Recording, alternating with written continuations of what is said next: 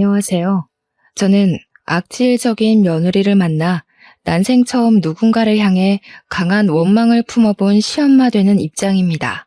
과거와 달리 요즘 같은 세상엔 어른에게 손에 입고 사는 젊은이들이 줄어들고 있는 추세가 아닙니까? 당연히 부당한 대우를 받을 경우에 젊은이들이 으쌰으쌰 들고 일어날 용기가 있다는 건 손뼉 쳐주고 싶은 부분이에요. 그런 용기 있는 젊은이들 덕분에 사회가 계속 발전하고 자유로워진 거라고 생각합니다.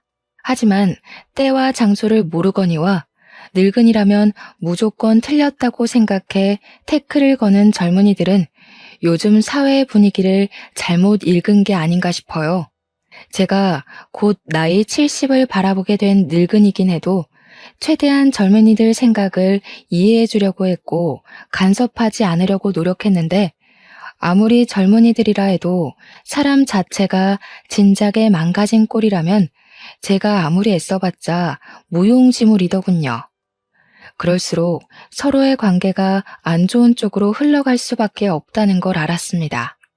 반평생 이상을 살았음에도 나름대로 큰 고비 없이 살아왔는데 처음으로 제 심장이 나락으로 떨어지는 일을 겪었습니다. 그게 우리 아들 며느리 때문이라는 것이 무엇보다 가슴이 아프네요. 우리 며느리 얘기 한번 들어보고 가주시겠어요? 저와 남편한테는 정말 작고 소중한 아들이 하나 있습니다. 저는 현 남편과 재혼을 한 사이인데요. 제가 전 남편과 이혼을 한 이유는 난임 때문이었습니다. 그 시절에는 애 하나 제대로 낳지 못하면 소박 맞고 이혼당하는 게 흔한 시절이었어요. 그런 시대에서 저는 결혼 2년 차에 불임에 가까운 난임이라는 진단을 받고 말았고 시모의 구박과 남편의 방관을 못 이겨 1년 만에 시댁을 스스로 나오고 말았습니다. 사실은 쫓겨난 거나 마찬가지죠. 원치 않는 합의 이혼으로 이혼녀가 되어버렸으니까요. 그래도 제가 나름 성실하게 살았던 덕분인지 늦게나마 좋은 인연을 만나게 되었는데요. 다행히 착한 남편을 얻는 덕에 제 인생엔 결코 없을 줄 알았던 소중한 아기를 낳을 수 있었습니다.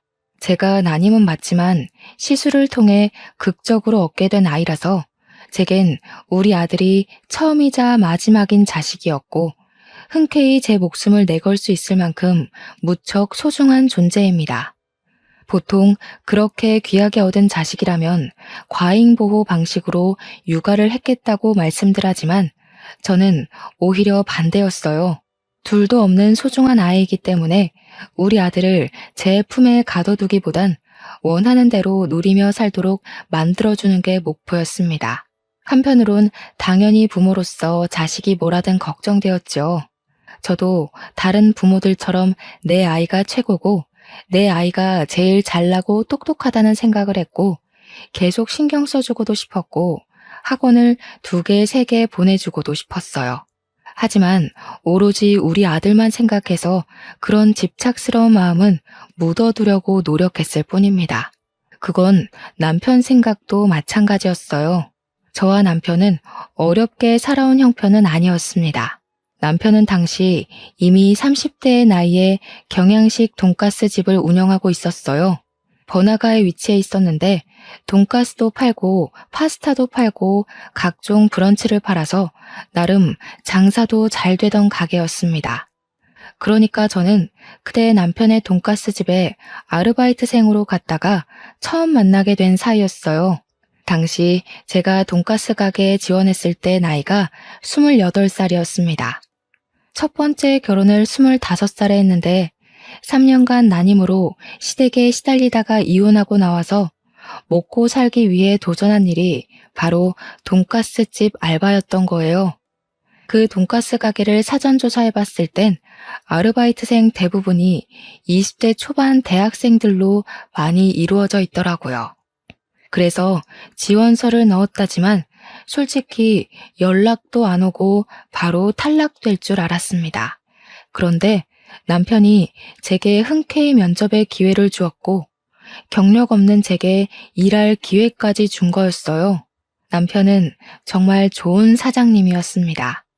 일한 지 한 1년 지났을 때는 제가 한번 남편한테 아무런 경력 없는 나를 왜 뽑아줬냐고 물어본 적이 있었습니다. 그랬더니 남편 하는 말이 가게 차리기 전 과거에 힘들었던 자신을 보는 것 같아서 저한테 동질감을 느꼈다고 하더라고요. 불쌍해서가 아니라 힘이 되어주고 싶었다고 했습니다. 자기도 남들보다 늦은 나이까지 가난에 허덕여서 제대로 뭘 하지도 못하던 사람이었는데 그때 자신에게 손길을 내밀어준 사람들을 잊지 못하고 계속 챙길 정도로 큰 힘이 되었다고 하더군요. 도움을 받아봤기 때문에 작은 도움이라도 뭐든 힘이 된다는 걸 알아서 자신도 누군가에게 그렇게 베푸는 사람이 되고 싶었다고 했습니다. 그런 남편의 마음이 정말 따뜻하게 와닿았어요. 이혼녀가 된 이후로 저는 제가 정말 별 볼 일 없는 존재라고 생각했거든요. 남편이 보여준 마음 덕분에 저도 모르게 감정이 많이 흔들렸는데 어느새 남편을 더 알아가고 싶고 계속 같이 있고 싶다는 생각이 들더군요. 정말 감사하게도 남편이 먼저 제게 호감을 표현해주는 덕분에 저희는 진지한 만남을 가질 수 있게 되었고 그 인연이 오래되어 제가 31살이 되었을 때 남편과 결혼을 하게 되었습니다. 저는 결혼 전에 남편에게도 난임 사실을 솔직하게 고백했어요. 남편은 그런 것 상관없다고 나만 보고 결혼한 거라서 아이에 대한 스트레스는 받지 말라고 하더라고요. 저의 난임 사정을 이해해준 남편에게 고마워서 저는 적극적으로 시험관을 알아봤습니다. 남편이 저를 좋아해서 그렇게 양보를 해준 거지. 사실은 아이를 원치 않는 게 아니라는 걸 눈치껏 알았기 때문에 저도 남편한테 노력하는 아내가 되고 싶었어요. 그 마음을 하늘이 알아준 건지 열심히 바라고 또 바란 노력 끝에 임신에 성공을 하게 되었습니다. 얼마나 기뻤는지 몰라요. 기뻐서 흘리는 눈물을 그 당시 처음이자 마지막으로 느껴보았습니다. 남편도 정말 많이 좋아해 주었어요. 제게 고생했다고 앞으로는 자기가 뭐든 간에 다 해주겠다며 또 고마운 마음을 표현해 주는데 그 순간 제 주위에만 꽃이 흩날리는 것 같았습니다. 요즘이야 관리만 잘하면 40대에도 아이를 낳을 수 있잖아요. 그런데 그 시절엔 제 나이 30이면 많이 늦은 노산이었어요. 그럼에도 불구하고 저는 33살에 문제없이 아들을 낳는데 성공을 하였습니다. 아들의 존재는 저와 남편의 관계를 더욱 돈독하게 만들었습니다. 저와 남편은 같이 돈가스 가게를 장사하면서 손발 맞춰 아들을 정말 열심히 키웠어요. 아들이 하고 싶다는 거 웬만하면 다 해주며 키웠는데도 신기하게 아들은 오냐오냐 크지 않았습니다.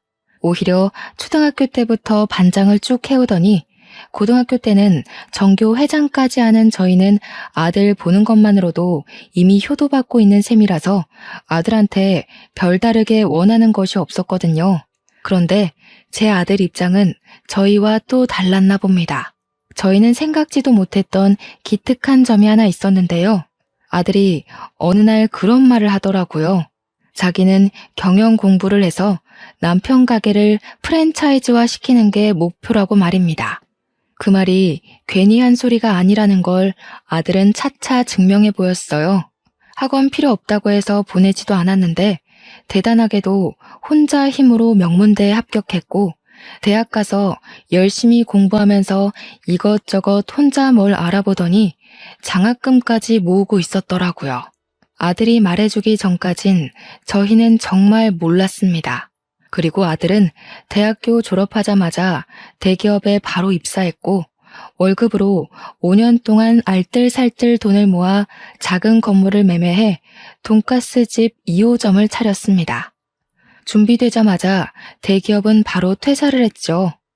모든 걸 스스로의 힘으로 다 끝내놓고 저희에게 알려준 아들의 고백에 대견함을 느꼈지만 한편으로는 걱정도 되었습니다. 사실 저는 아들이 좀 더 안정적인 직업을 가졌으면 했거든요. 자영업은 수입이 불규칙적이잖아요. 대기업까지 붙을 능력을 갖고 있는 아들이 굳이 어려운 길을 가려고 해서 마음이 좀 불편했습니다. 그래서 아들을 설득할까 싶었지만 아들이 어릴 때부터 워낙 자기 아빠의 가게를 좋아하기도 했고 항상 입버릇처럼 프랜차이즈화 시키고 싶었던 목표를 가지고 있었단 걸 아니까 끝내 아들의 아까운 재능이 무산되는 걸 막지는 못했습니다. 남편도 저더러 아들 하는 일에 괜히 끼어들 생각하지 말고 잠자코 지켜만 보라면서 멀리서 응원해주는 게 부모 할 일이라고 하더라고요. 남편은 아들이 원하는 목표를 위해 혼자 고군분투하여 출발 지점까지 왔다는 것만으로도 너무 기특해 죽겠대요. 생각해보니 맞는 것 같더라고요. 부모한테 미천을 도움받지도 않고 혼자서 2호점을 차린 거잖아요.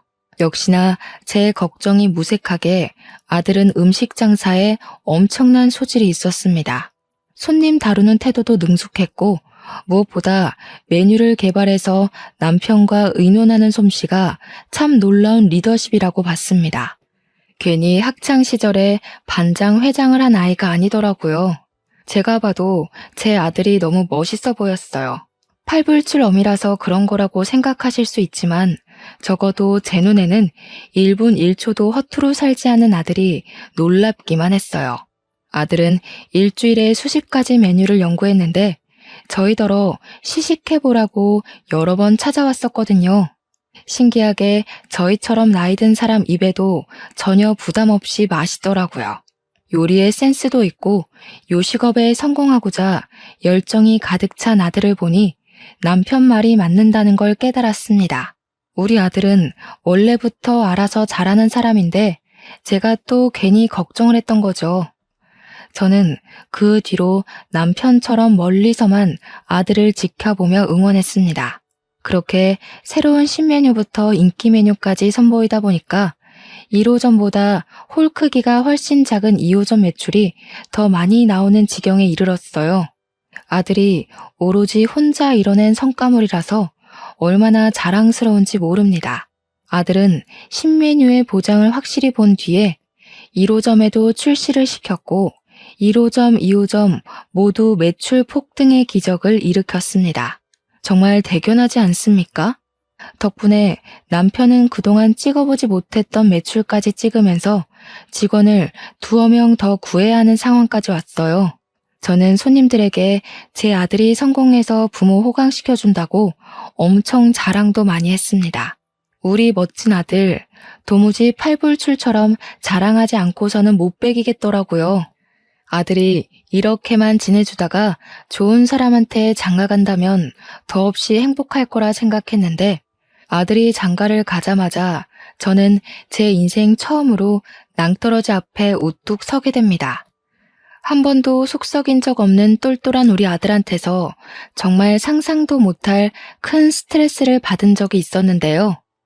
정확히는 아들이 아니라 아들이 달고 온 혹 때문에 제가 뒤로 넘어갈 뻔한 일을 겪게 되었죠. 30대가 된 아들이 결혼할 여자라고 데려온 며느리는 당연히 첫 대면에선 문제가 없었습니다. 어머님 하면서 우리 아들처럼 사교성도 좋았고 젊은 사람같이 싱그럽게 애교도 곧잘 부렸어요. 딸 없는 서름을 그때 처음 느꼈을 정도로 며느리는 예쁜 짓을 많이 했습니다. 무엇보다 제가 며느리를 마음에 들어했던 건 며느리가 동물병원 간호사였기 때문이었어요. 저와 남편은 결혼을 하면서 귀한 아들을 얻기 전에 새 식구를 둘이나 들인 적이 있는데요. 누가 남편 가게 앞 전봇대에다가 버리고 간 유기견들입니다. 당시 작고 하얀 개가 2마리 있었는데 병원에 데려가서 물어보니 둘 다 3개월 정도 된 아이라고 하더군요.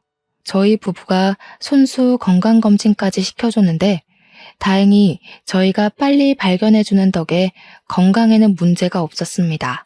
문제는 그 강아지들을 버리고 간 주인이었어요. 치료나 검사는 마쳤지만 이 강아지들을 다시 전봇대 앞에 데려다 놓을 수가 없겠더라고요. 주인 전화번호가 있는 것도 아니었고요. 제가 차마 강아지들을 떠나지 못하고 있으니 고맙게도 남편이 먼저 저한테 키워보자고 제안을 먼저 해주었어요.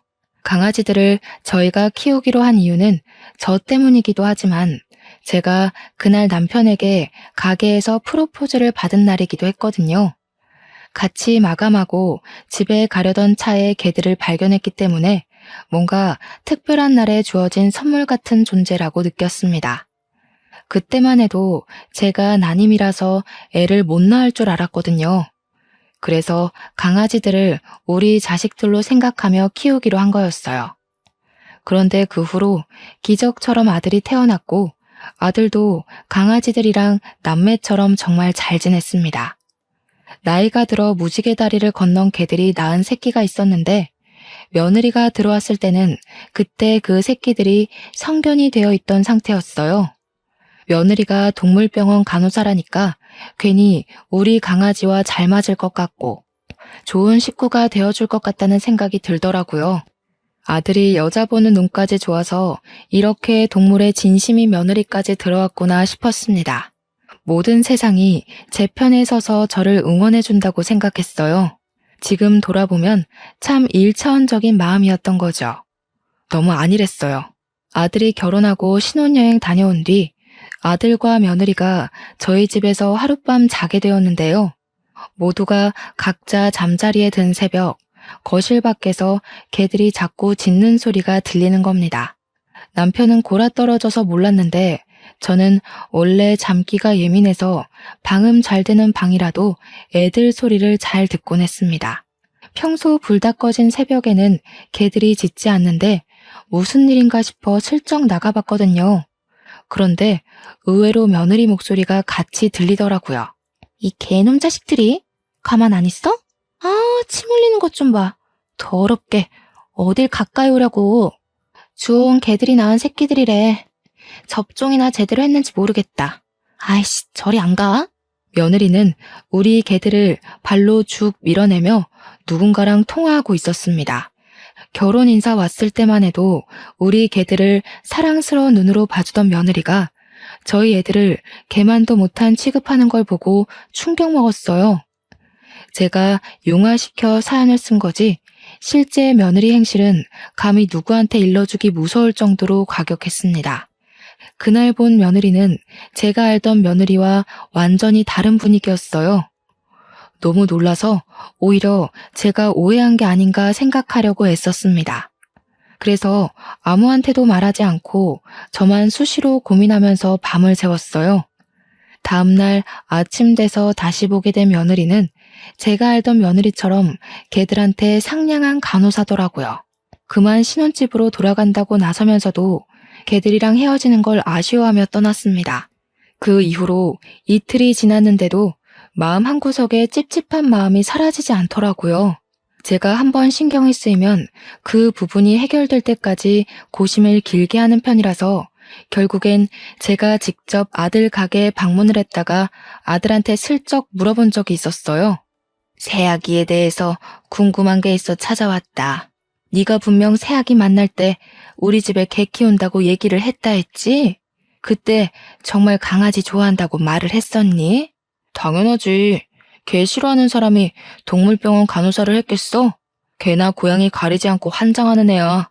근데 갑자기 왜 그런 걸 물어? 정말 그것 때문에 여기까지 찾아온 거야? 아, 그러니? 아니다. 내가 아무래도 착각했나 봐.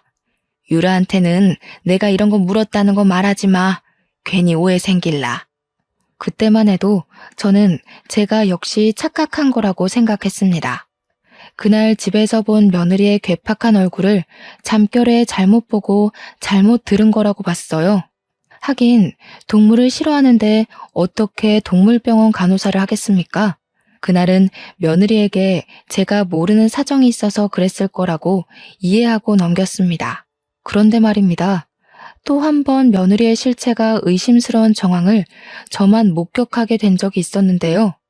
제가 남편이랑 같이 출근했다가 근무하던 중간에 집에 볼 일이 있어서 혼자 집에 잠깐 돌아간 적이 있었거든요.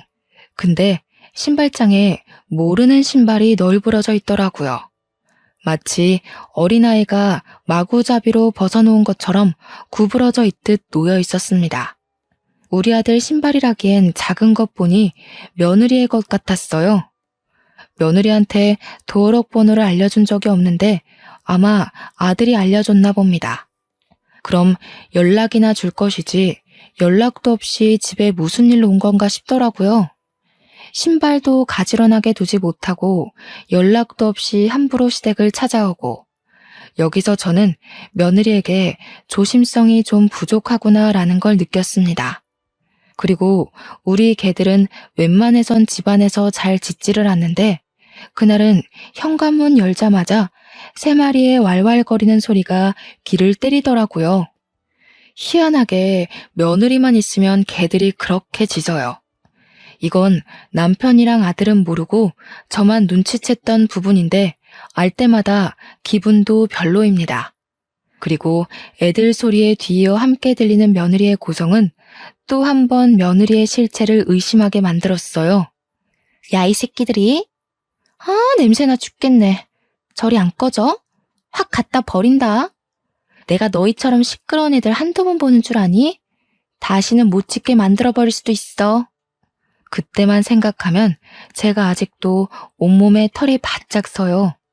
며느리는 우리 개들에게 쌍욕을 섞어가면서 하찮은 짐승 취급을 하고 있었는데요.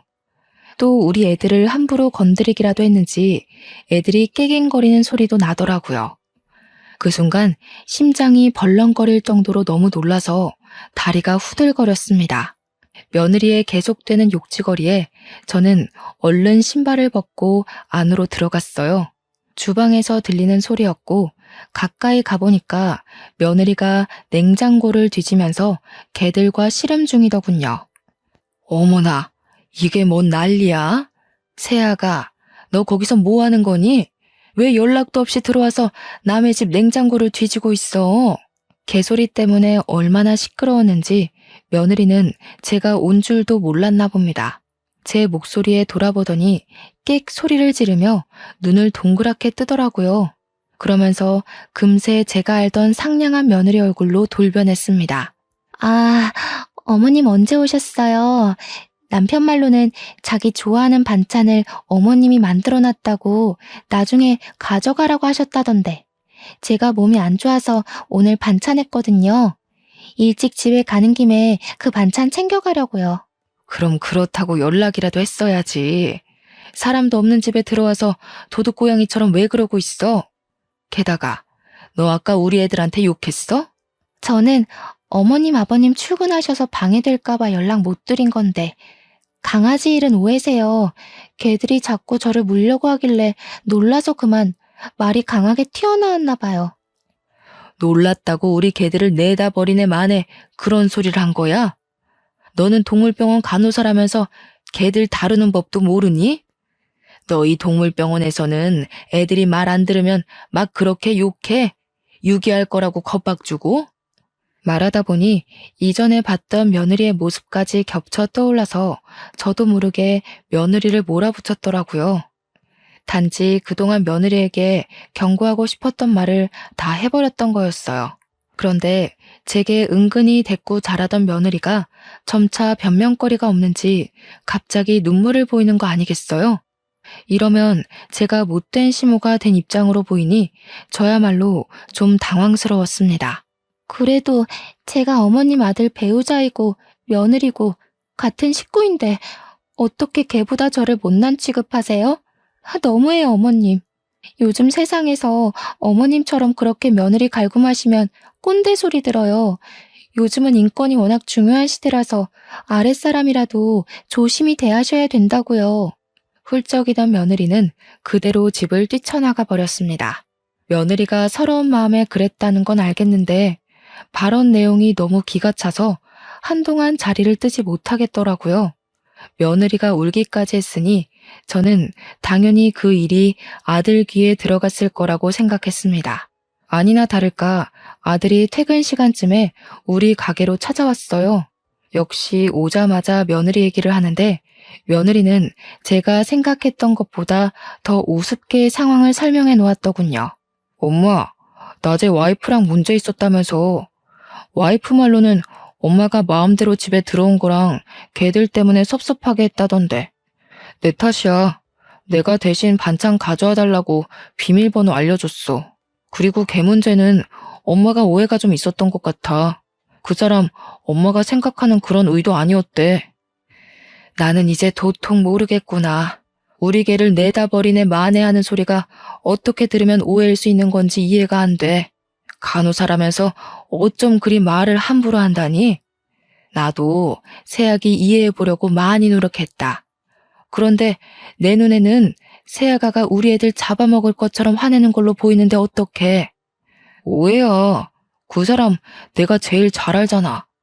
엄마랑 다투고 와서도 많이 반성하고 울었어.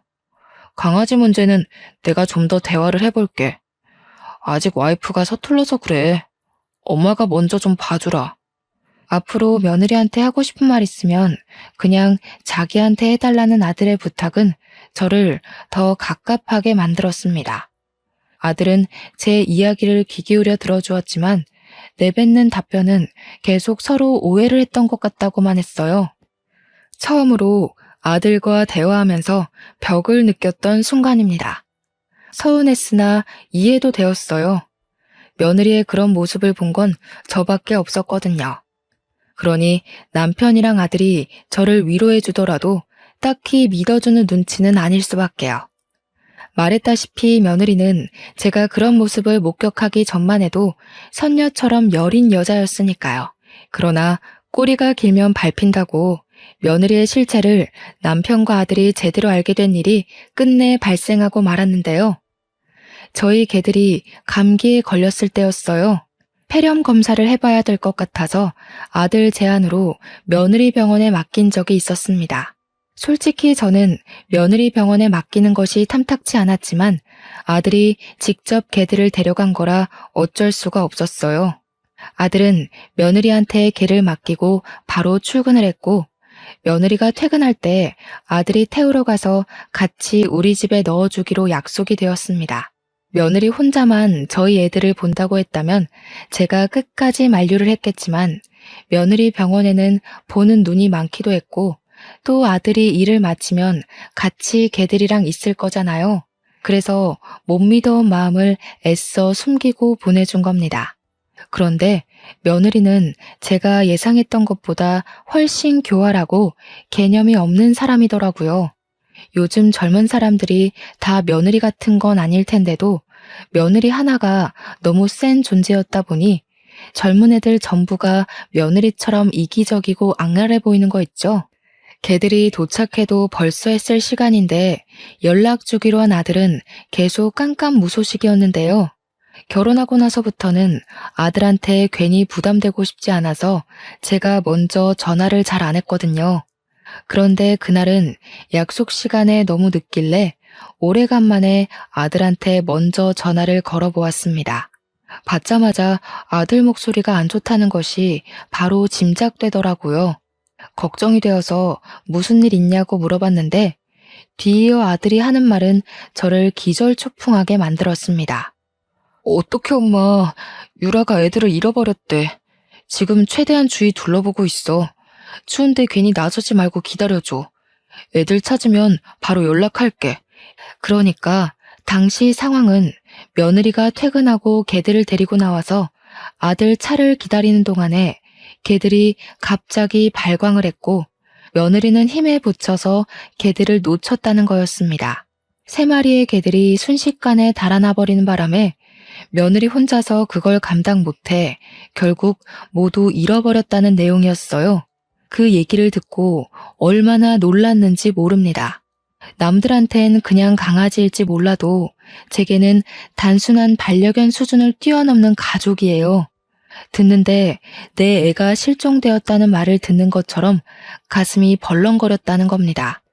남편도 놀란 건 마찬가지였습니다. 저랑 남편은 오지 말라는 아들의 말을 외면하고 전화를 끊자마자 그 근처로 향했습니다. 제가 꼬여서 자꾸 나쁜 방향으로 생각이 드는 건지 모르겠지만 저는 애들이 사라져버린 게 며느리 탓으로 느껴지더라고요.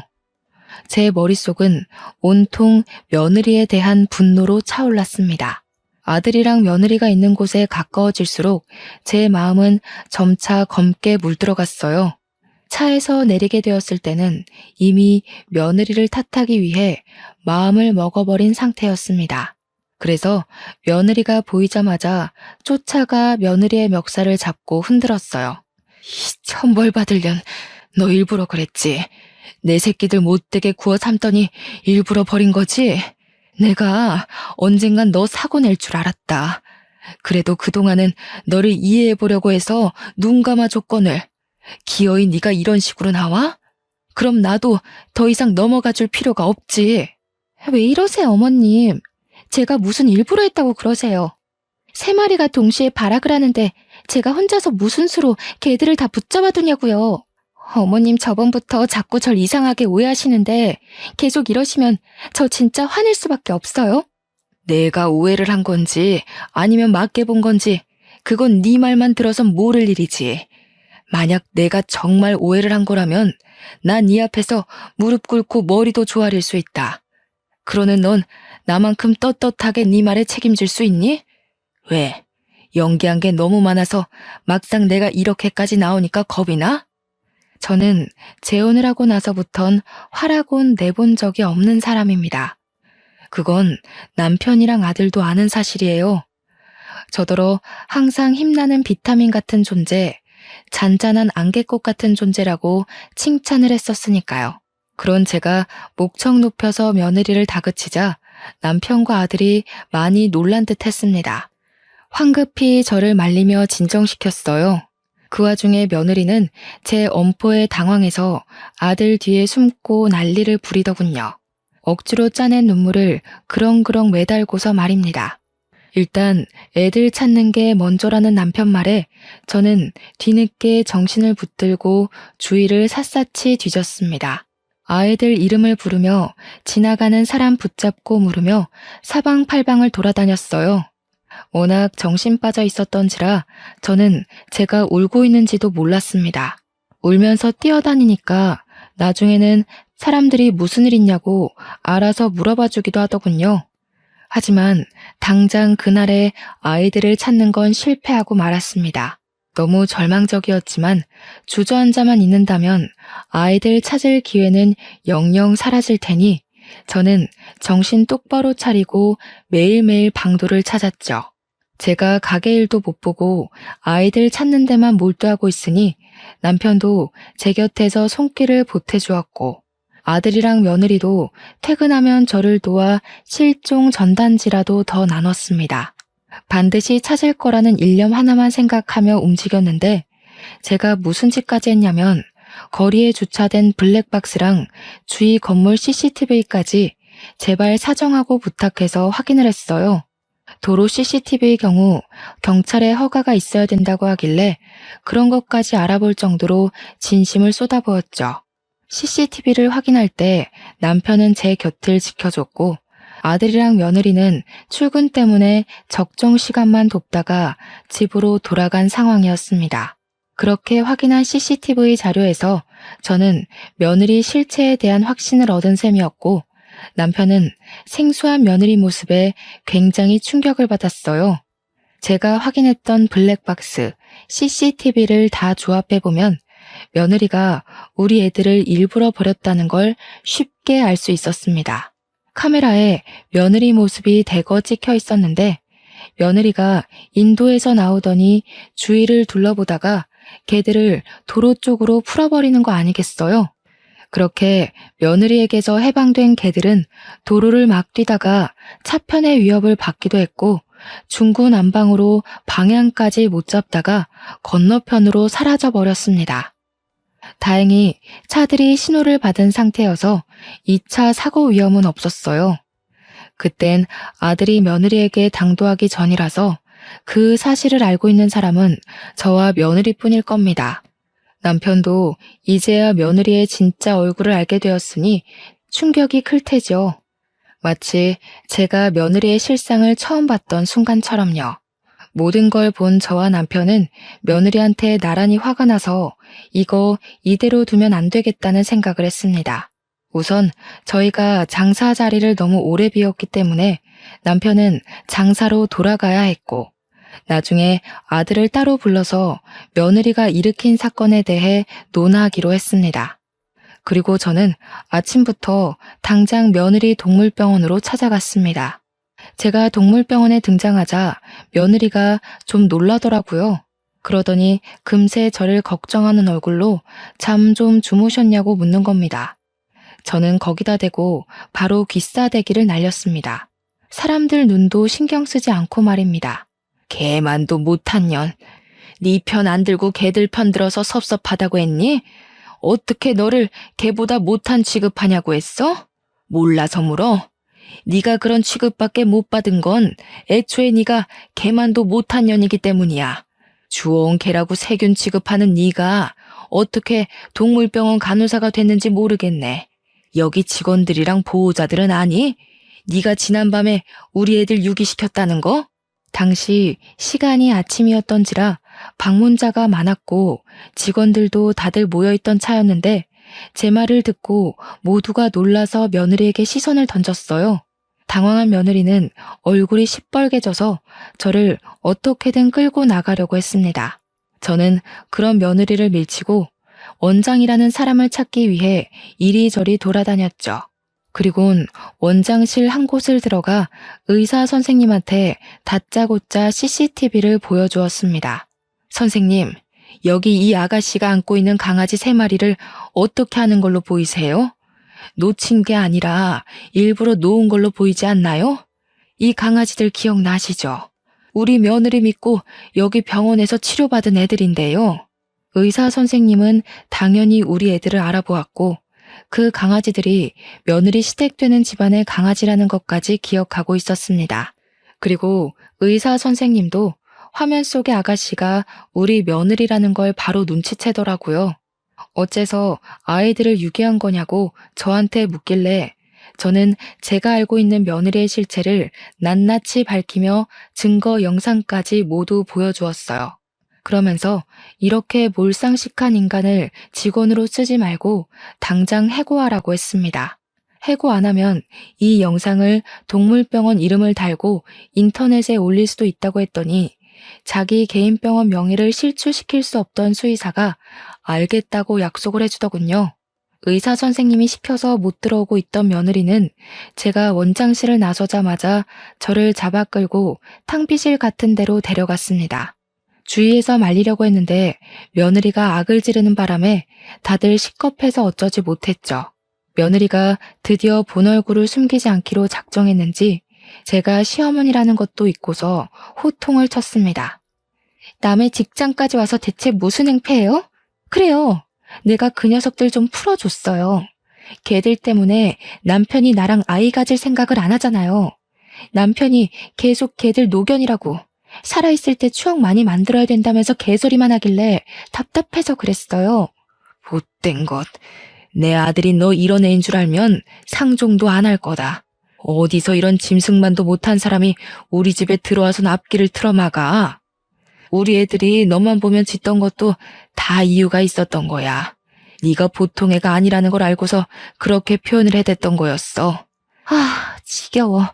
자꾸 내 새끼 우리 자식 하면서 의미 부여하시는데 그래봤자 걔는 걔예요. 그것들은 사람보다 못한 것들 맞는다고요. 저 동물병원 간호사인 거 잊으셨어요? 그런데 의미 넣는 어머님이야말로 정신병 있는 겁니다. 병원 가보세요. 너 말 잘했다. 네가 이렇게 나와주길 바라고 내가 소형 카메라를 산 거야. 고소당할 준비나 하거라. 세상 무서운 줄 모르고 어디서 그런 상식 없는 행동을 해? 네가 저지른 행실 내가 아주 단단히 떠벌려 줄 테니까 각오해라. 제가 가방을 단단히 챙겨 들고 탕비실을 나가는데 며느리가 당황해 있다가 뒤늦게 어머님 소리를 지르며 튀어나왔습니다. 그리고는 주위 사람 시선은 안중에 없는지 제 가방만 잡고 늘어지더군요. 제가 무게의 중심이 휘청거려 고꾸라지자 지켜보던 직원들이랑 보호자들이 다 같이 나서서 도와주었습니다. 의사 선생님 2명까지 나와서는 저를 부축해주면서 며느리를 향해 무슨 짓이냐고 혼쭐을 내었어요. 남들이 뭐라고 하든가 말든가 며느리는 미친 듯이 제 가방만 뒤지면서 내용물을 다 쏟아냈고 수영 카메라 어딨냐고 소리치기만 했습니다. 내가 정말 너를 볼 때마다 심장이 두근거린 이유가 다 있었네. 카메라 같은 건 없다. 그런데 이제 그게 무슨 소용이니? 이미 너의 그 추악한 실체를 본 사람들이 이렇게 많아졌어. 여기 모든 사람들의 눈과 기억을 가리지 않는 이상 더는 못 숨긴다. 며느리가 제 말을 듣고 정신을 차렸을 땐 이미 사람들한테 경멸의 시선을 받고 있을 때였습니다. 의사 선생님들은 그 자리에서 며느리에게 해고 통보를 하였고 보호자들은 대놓고 며느리를 욕하면서 며느리 담당으로 된 보호자들은 당장 관리 선생님 바꿔달라고 원성이 많았습니다. 그리고 남편이 아들을 불러서 얘기를 했는지 아들 또한 며느리 실체를 알고 충격을 많이 받았고 집에서 며느리랑 둘이 대판 싸운 걸로 알고 있어요. 결국 이혼을 받아들이지 못하는 며느리를 대상으로 아들은 소송을 시작했고 똑똑한 아들은 며느리의 행실이 담긴 영상들을 정리해서 변호사에게 제출을 했습니다. 개중에는 동물보호법에 위반된 행동도 있어서 며느리에게 내려질 처벌은 위자료 외에 수백만 원의 벌금이 보태어질 예정이라고 하네요. 무슨 난리인지도 모를 판이 벌어지고 난 후 우리 집 개들을 찾을 수 있었는데 다행히도 다른 동물병원에서 보호를 해주고 있었더라고요.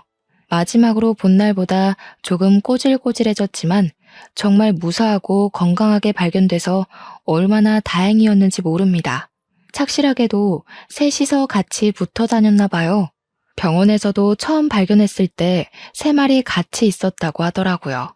그 뒤로 며느리가 울고불고 자신을 질책하며 아들을 붙잡았지만 아들은 며느리만 보면 가족 같은 반려견들이 유기되었던 악몽이 떠올라 괴로워했습니다.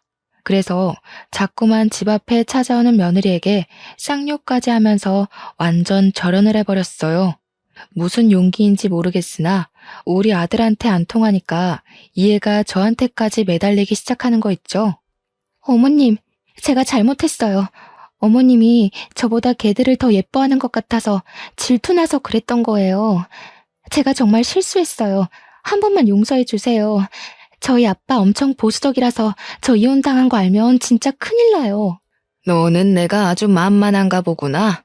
들키면 눈 감아주고 빌면 넘어가주고 하니까 나를 아주 쉽게 봤나 본데. 잘못에 대한 대가를 받아야 다신 헛짓거리 안 하지 않겠니? 가서 너희 부모한테 다시 교육받고 똑바로 살거라. 며느리를 그렇게 쫓아보내버렸더니 저희 가정은 기다렸다는 듯 바로 평화가 찾아왔습니다. 그리고 아들은 제게 그동안 믿어주지 않아서 죄송하다고 사과를 했어요. 남편도 저더러 혼자 며느리 실체를 눈감아주고 있느라 버거웠겠다면서 미안하다고 하더군요. 저는 애초부터 아들과 남편을 원망하진 않았습니다. 제 말을 못 믿어줄 때 약간 서운한 건 있었지만 둘의 반응을 제가 이해 못하는 것도 아니었으니까요. 며느리가 정상적이기만 했어도 저는 아들네 부부에 터치하는 일은 없었을 겁니다. 하지만 파렴치한 며느리라면 제가 어찌 무시만 하고 있을 수 있겠나요? 아들이야 워낙 똑똑해서 마냥 당하고만 살 사람은 아닌 걸 알기 때문에 충분히 알아서 잘할 거라고 믿어 의심치 않았지만 우리 강아지들은 아니잖아요.